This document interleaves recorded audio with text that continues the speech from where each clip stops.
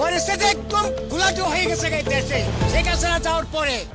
দেশে গত এক বছরের সবচেয়ে বড় প্রাপ্তি হিসেবে মব সন্ত্রাস বা গণপিটুনির সংস্কৃতি প্রতিষ্ঠিত হয়েছে বলে মন্তব্য করেছেন সাংবাদিক ও রাজনৈতিক বিশ্লেষক মাসুদ কামাল। তিনি বলেন, আমরা আগে এভাবে মব কালচার দেখিনি। গত এক বছরে মব সন্ত্রাসকে এমনভাবে বৈধতা দেওয়া হয়েছে যেন এটি একটি স্বাভাবিক কাজ। সম্প্রতি একটি বেসরকারি টেলিভিশনের সংবাদ বিশ্লেষণ অনুষ্ঠানে অংশ নিয়ে তিনি এই মন্তব্য করেন।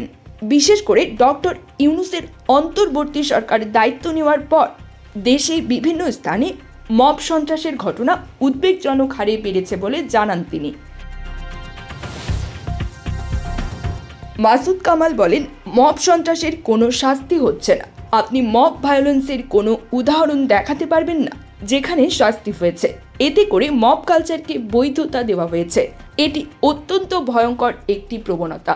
তিনি আরও বলেন, এখন যদি একজন মানুষ রাস্তা দিয়ে যায় আর 4-5 জন তাকে ফ্যাসিবাদের দোসর বা স্বৈরাচারের দোসর বলে মারতে শুরু করে, কেউ এগিয়ে আসবে না, কারণ সাহায্য করতে গেলে সে নিজেই মারধরের শিকার হতে পারে।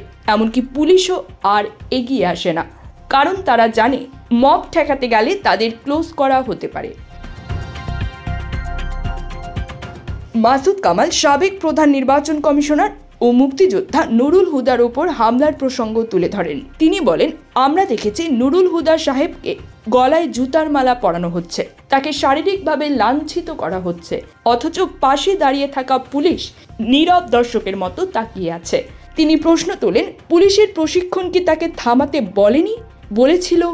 বলেছিল, কিন্তু সে এগোয়নি, কারণ সে জানে তার নিজের জীবন আর চাকরি কোনোটাই নিরাপদ নয়।